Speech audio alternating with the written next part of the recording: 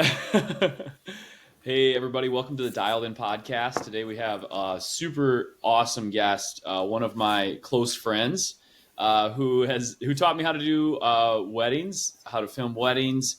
I think we've been friends since about 2014 or 15, probably fall of 2014. It's David Schulta. Uh, Dave is a brief introduction. He has been filming weddings, I don't know, longer than me. Based in Milwaukee for a while. Now he's in central Wisconsin. And has really just done a phenomenal job.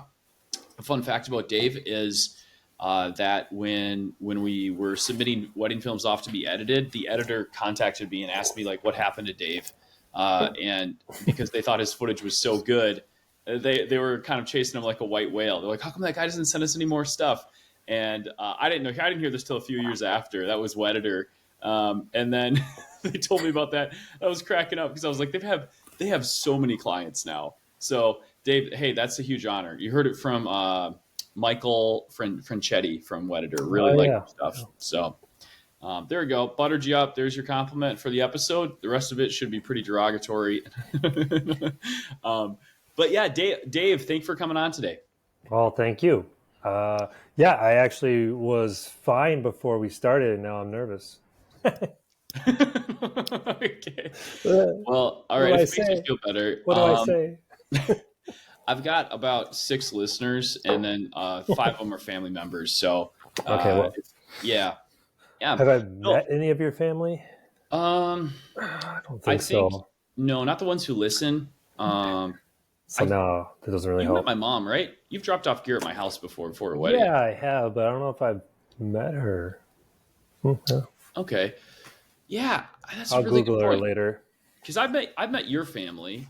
I met your sister because I dropped gear off for you, I think, after a wedding in like Marshfield a while ago. Boy, that could be ages ago. Yeah. Anyways, point being, there's no need to be nervous. Okay, good. This is a pretty low key production here, so till it goes viral. Yeah, virality.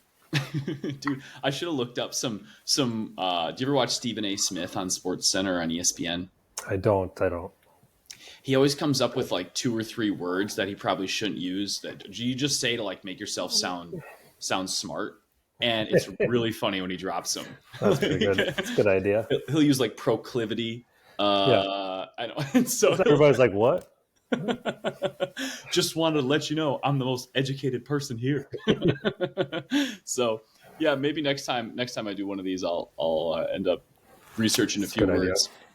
But yeah, today I just wanted to have you on and talk about a little bit of what you've been doing in your wedding film career. I thought it was really interesting how we met first off, and then how long you've been doing weddings for, and then kind of like how you kind of, you took off.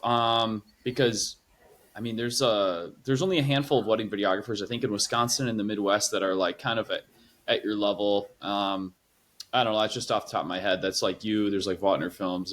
I don't know what happened to One Fine Day. They were my favorite, but I think I don't know. Not to trash talk One Fine Day. They were the best ever.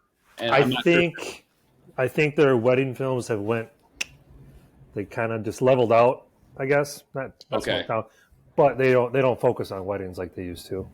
I kind of figured, because it seems like whatever they focus on, they do a really good job at. Yeah, so they're into sports and the Brewers and golf and stuff like that. Some big productions. Yeah, I assume they just gotten super big. Maybe that's what I'm assuming too. Like, I just know their wedding videos don't do anything anymore. Mm-hmm. But their production stuff is amazing.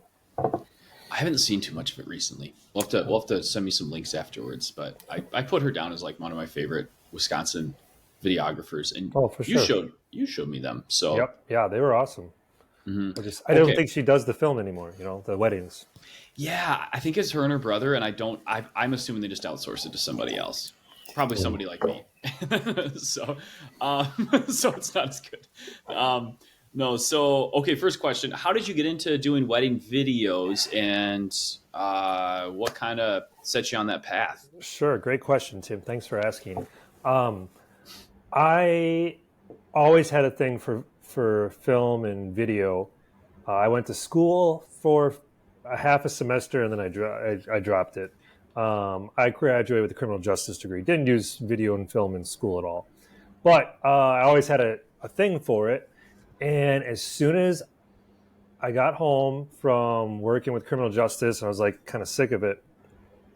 The Canon 7D Mark II, or just the Canon 7D, came out, and it was like this DSLR camera that was like everybody was like talking about so much, how it looks like film, and it just had such really cool, like the ability that this little camera had that I could buy, just did amazing things. And I was watching video after video of it, and I'm like, well, I gotta get one of these. I got just just to have it. Yeah.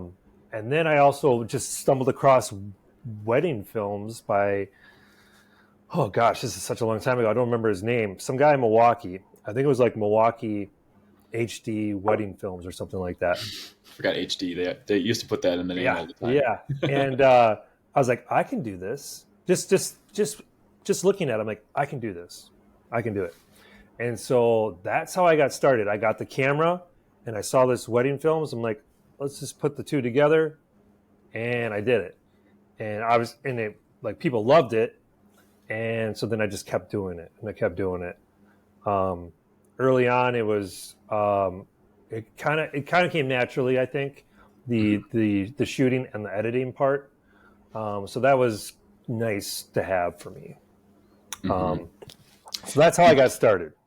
Do you remember how much you charged for your very first wedding? Actually, funny. I was actually looking. I was looking at my emails because, like, everybody always asks me, when did you start weddings? And I have no idea because it's just been so long. But it looks like I started in 2012, so about 11 years, which it just feels like longer. And then I took a screenshot. Where'd it go? Yeah. So the first wedding I did, I think I charged them like $500. Okay. And what did that all include? That was like a 60-minute edit. Oh my cinematic God. Edit. Holy cow. Yeah. How many songs did you use? Probably like 12 to 15. It was ridiculous. How long did it take you to edit? Well, I don't really remember. I mean, I was probably really into it, so it probably didn't take me too long, a couple weeks, 2 weeks maybe. But then I put it on a DVD because DVDs were the thing. Yeah. But yeah, obviously way overpriced. And then my second wedding, I think this is for my second wedding, looks like I would do all day video with a 10 to 12 minute feature for $2,000. Must have jumped up. Nice. Yeah. Dang. Came with 5 copies of DVD, all sorts of stuff. Oh, yeah. That can't be my second one. But yeah it started out, I would say my first one must have been 500. My second one must have been 1,000. And then, okay. Wow. And then I thought I was cool when I charged $2,000. Yeah, because that's a lot of money, especially if someone's paying you cash or something like that. It just feels like you're doing a drug deal. Like, all right, look at this. Very cool. Love cash. Me too, incidentally. Okay, so I have a question for you. What is your favorite wedding film you've gotten to do, like, experience? Because I know you went to Iceland. I know you've done some really cool ones in Milwaukee. That's it. Iceland? Hands down, yeah. Yeah, that was so cool. Oh, wow.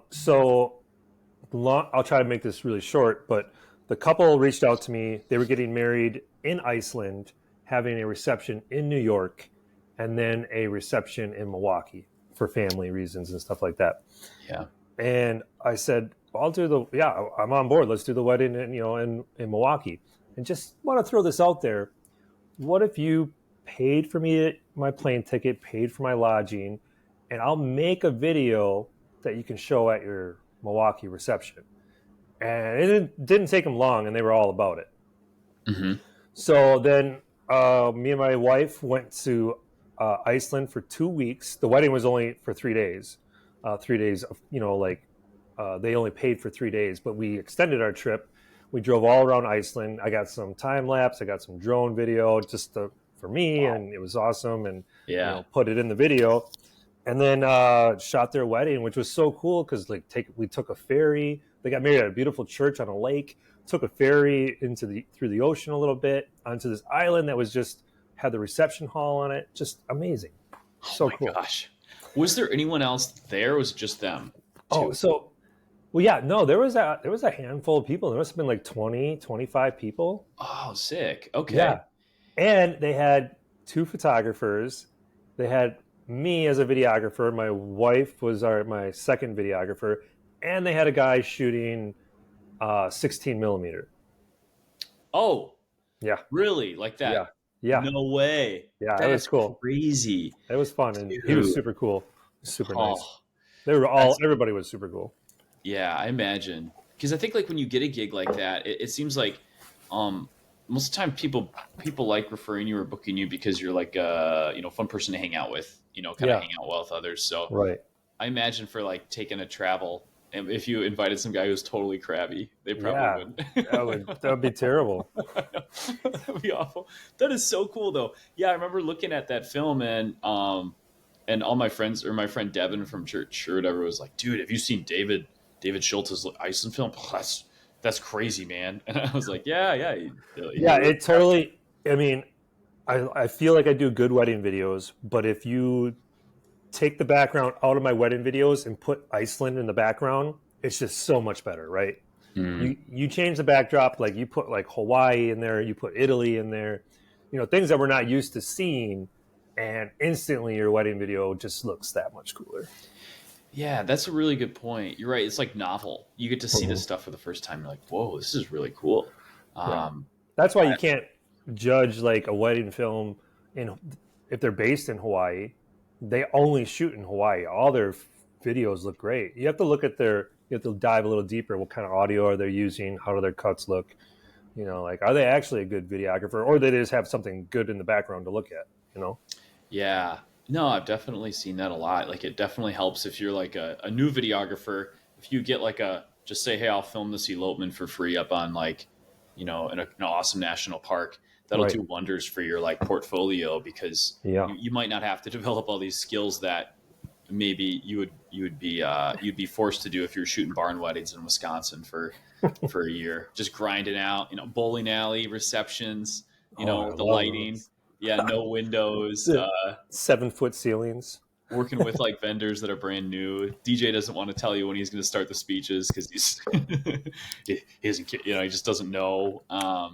And so there's a lot of like funny, like soft skills that kind of come with it. But at the same time, I'm always like impressed when somebody like you gets to go and do an Iceland wedding because you kind of have to like kind of got to set your sights at it, and then you got to go and like I mean, you offered, hey, I'll do it if you just pay for travel. Because to Right. get a portfolio piece like that is pretty cool. It's pretty valuable. Exactly. Yeah, I definitely got really lucky with that one. Really lucky. It's not like I was, you know, reaching out to couples across the world and things like that. It fell into my lap. I asked about it. The thing I didn't want to offer, like I don't want to just go there and pay for everything. Like, my skills were at a good level. Like my Mhm. packages were at a price level, and I would just get to go along. And I mean, they did airfare and my Airbnb, and that was plenty, right? I mean, to go to Yeah, Iceland, that's plenty. that's so cool. That is amazing. Yeah, I think I've they had, even did a car rental. Yeah, they did that too. oh, that Yeah, helps a ton. yeah. Yeah, because everything's expensive there. Oh, yeah. I Tell me about I it. mean, I guess in gas like it's like $9 a liter. I Yeah. think like I remember because like someone stole my debit card when I was in Iceland, and they What? used it. Yeah, they used it at the gas pump, and it cost me $225. And I was like, that's not possible. I was like, that's impossible. Two hundred Oh. twenty-five dollars a gas. What are they filling up like a? I was like, oh, we're in Iceland. Okay, filling up a diesel truck. Like I don't know. Dude, that sucks. I got sorted out. The banks they refund you and stuff, so it was all good. Hey, all right, just pivoting a little bit. So I had a question for you. This is just out of curiosity. A lot of times when I'm second shooting weddings for you, and we're getting some pretty cool locations. Like there's the Villa Terrace wedding we did together. You did one near Lake Geneva at a cool venue. Milwaukee Art Museum is like, if you're like a person in Wisconsin, those venues. I mean, Mhm. obviously they're nicer places. They're more expensive. They look really nice. How are you getting booked for those weddings? Where are people finding you? Is this word of mouth? Is this like wedding Sure. planners finding you, or is this Instagram? Like, where are you getting your people Um, finding you from? I would say over 50% of my weddings is referral, and the other 30% is, I would say, okay, well, I get a lot of referrals. Most of it's moms that reached out to their other moms of the brides that just love the wedding film, and they're like, "You got to get David Schulta. You got to get David Schulta." I'm like, "All right, cool, cool." Um, and then I do have some. Whenever I work with a wedding planner, they just seem. I mean, you got to honestly, you just got to be polite. You got to do a good job. You got to be into it. And the wedding planners just love working with me. Mhm. I make them feel at ease, and then even if I'm super stressed out, right? They make them feel at ease, and then I give them the product, and they just think it's so cool. So um, it's the referrals and some of the wedding planners for sure. Okay, that makes a lot of sense. I've heard like something similar from other people too. They say, yeah, you really have to, be on your game for wedding planners, and like even if you're like, don't be frazzle brained. Like actually know the schedule, be easy to work with. Yeah, don't be stressed out to them because they got enough on their plate, and so Right? that's really cool. Thanks for answering that. So it sounds like you don't get all your weddings through with the wedding wire or the knot. Just want to double check. No. Okay. Yeah, no, I stopped using those for a while, for a long time now because I feel like I priced out of them. Oh, by the way, if anybody's watching, this is from my daughter. Just want to let you know. I don't just paint Okay. my nails pink. Well, hey, you're an I got artist. not that there's anything wrong with that. I Nothing just wrong with that. no. I left them out for my daughter. Does she paint them for you, or you paint them to join Oh her? yeah, she paints them. Yeah, Oh, fun. they're not bad. That's that's amazing. I love your festive Christmas jacket too. That Yeah, I thought I'd jazz it up a little bit. thanks for bringing production. Hashtag Christmas. Mm, we're getting there. It's still November. It's still November. Well, it's close enough. How did It's less than a month, Tim. Less than a month. Yeah, it is. Yeah, it definitely is. Um, okay, so I have kind of one. I don't know, like, so I didn't tell you to think about this one before we're on the podcast. So if you can't think of anything right now, we move on to a different question and come back to it. Let's ask you like the funniest story you've had at a wedding, Oh, because yeah, because we've had some.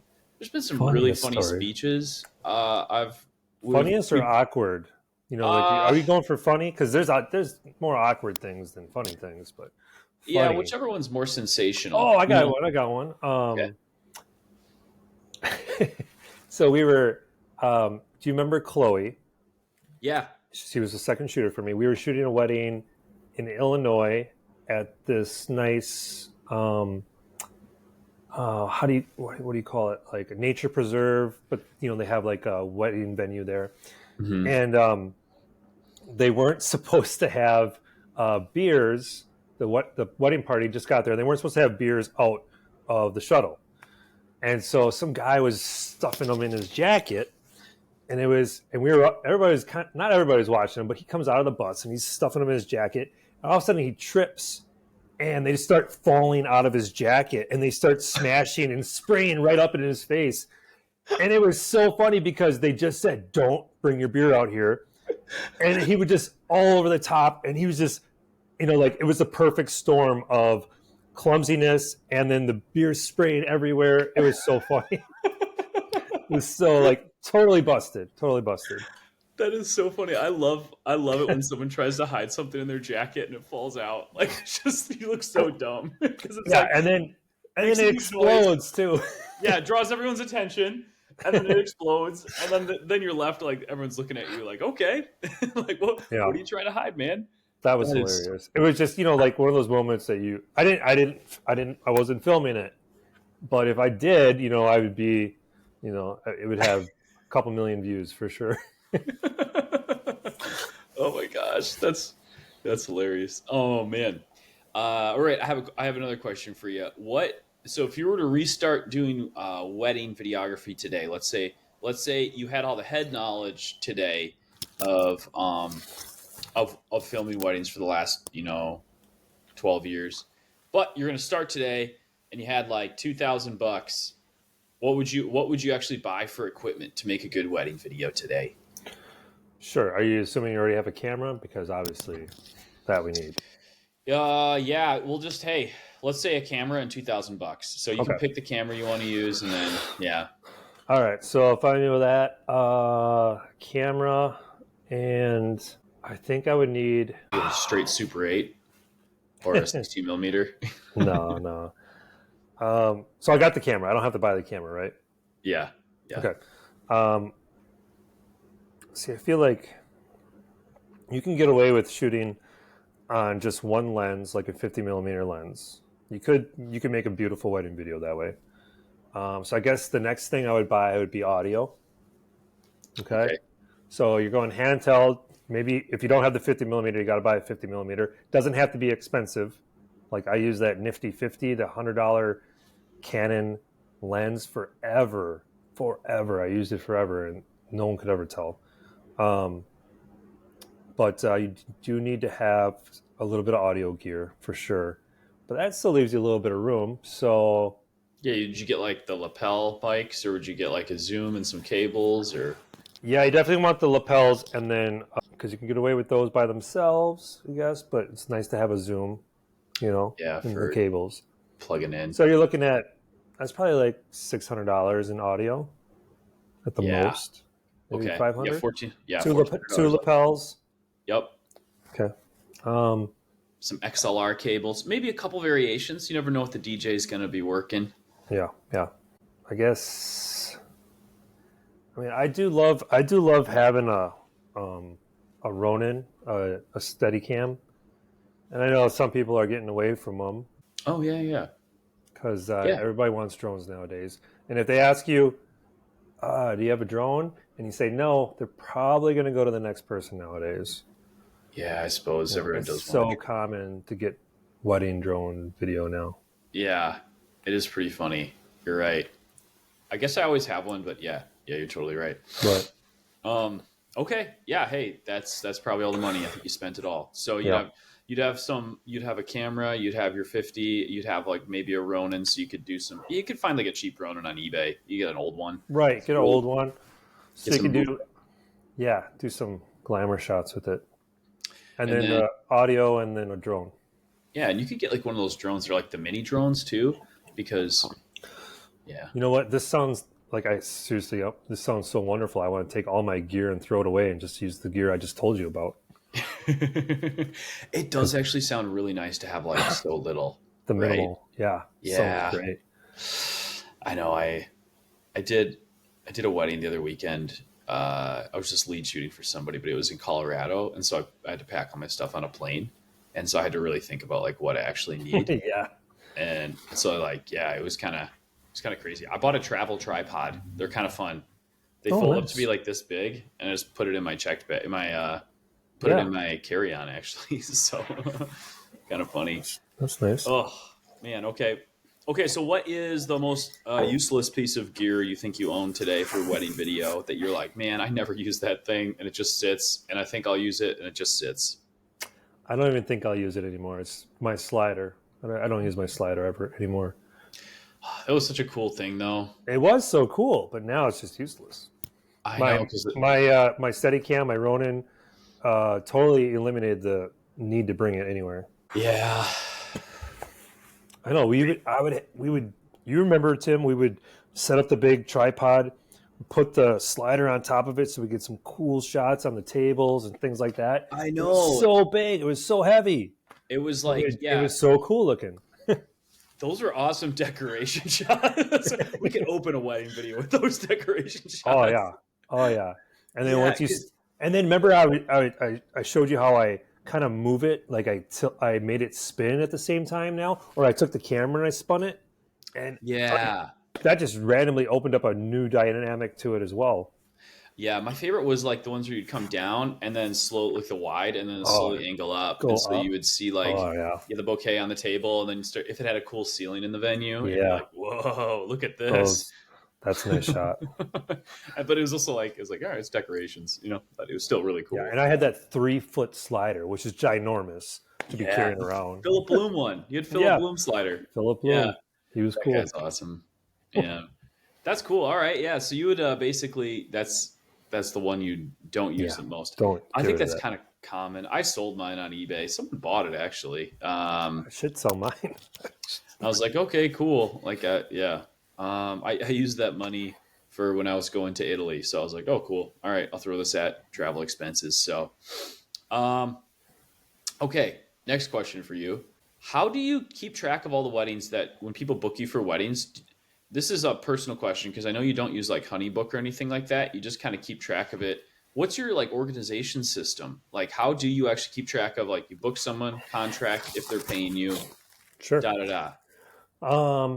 I do it all within my email, my Outlook. And what I do is if someone says they want to book, I will create a subfolder. So I got weddings 2024, Mhm. and um, they want the contract. I fill out the contract and I send it to them. I create a folder and I put the date of the wedding and I label the folder contract out. So I know there's a contract out on that date. So I could have, and so then once the contract comes back in, I get rid of the contract out and I put their name over the where the date next to the date. So then so just within my Outlook, 2004 weddings or 2024 weddings, August 7th, September 12th, October 13th. They're just folders to sit there, and I can just open up on my phone or my computer and check and see if I'm booked or not. Oh, that's pretty cool.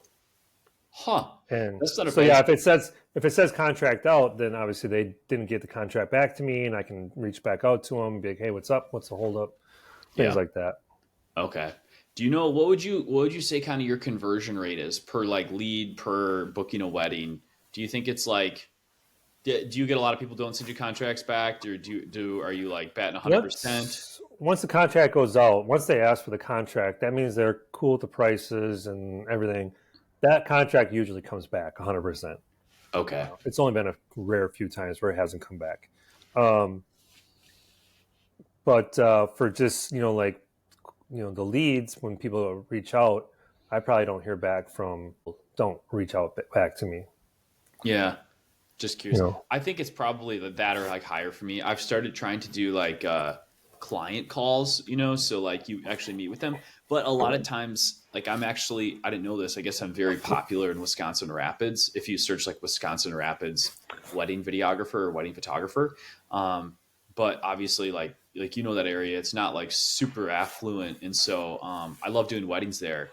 But a lot of times, like people are looking for like a really a really good deal, and Mhm. that's okay. So sometimes I'll just in the meeting you can kind of figure that out. They'll be like, yeah, Right. we're getting married, it's going to keep it really small. Most important thing to us is cost. I'm like, okay, yeah, cool. um and I'll so I get a lot of those, and I don't mind them because it's fine talking to Mhm. people, but usually those ones don't book, or Right. or you just try to refer them to like, hey, check out these volume studios that can do lots of weddings for very cheap. So Right. I refer them out. Um, yeah, I try not to dabble around the pricing because I know if they at my price range, if they are going to consider it, they need to see it right away. Mm, I don't want to waste their time. I don't want to, and I definitely don't want to waste my time. I'm too busy. I'm too busy. Family, yeah. work, I, everything. yeah. So how often? So do you like within the first email? You're like, hey, this is my price. This is what you get. Yeah, Or first email. If they didn't give me enough information, um, I will ask my questions right away in the email.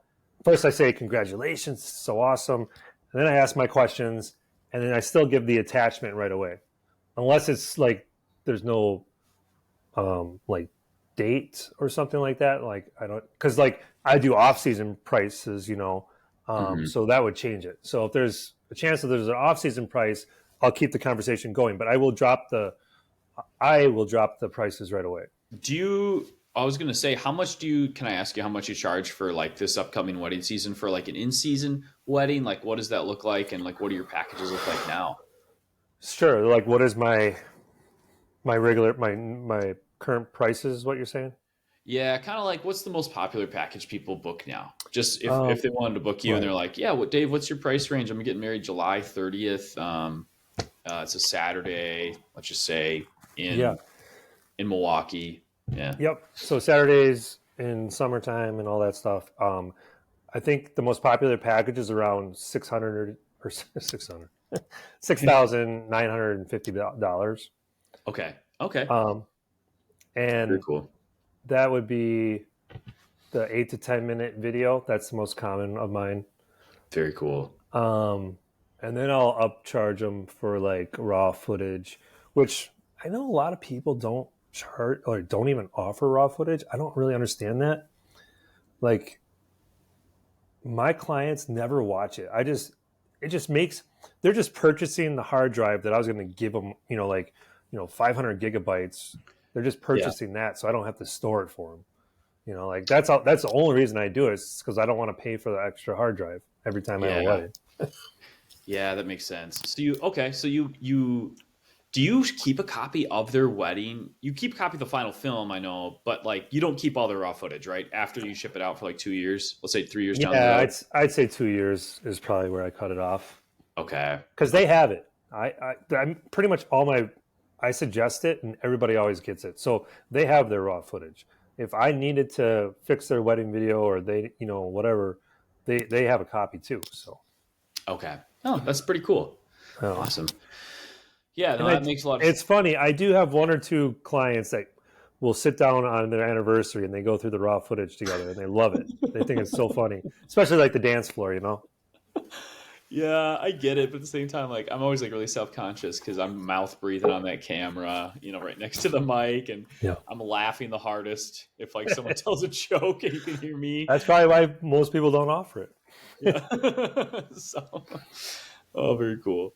Awesome. Well, hey Dave, we're just coming to the end of our time here. I know you're busy, you got to get back and do stuff, but yeah, if you had one recommendation or a tip for someone who's just starting doing wedding videos today, let's say they're just thinking about buying a camera and getting into it, what would you recommend they do to be able to feel confident going into the first day of filming a wedding? Sure.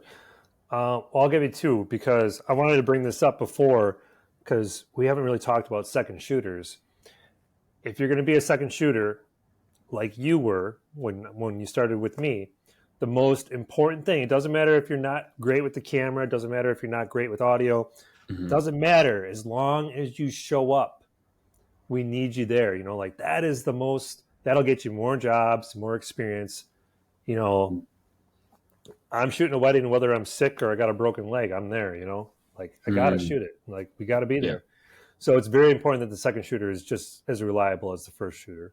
Other biggest piece of advice is I think you have to if you're not passionate about it, probably don't stick with it because I'm almost a perfectionist about it. Like I have to get more. I have to get that drone shot. I have to get that sun glare shot. I have to get these shots in order to make myself feel happy about the job I'm doing for the couple. So if you can't make yourself do that, then maybe it might not be for you. Oh, Okay. but putting your, I don't this thing what you asked.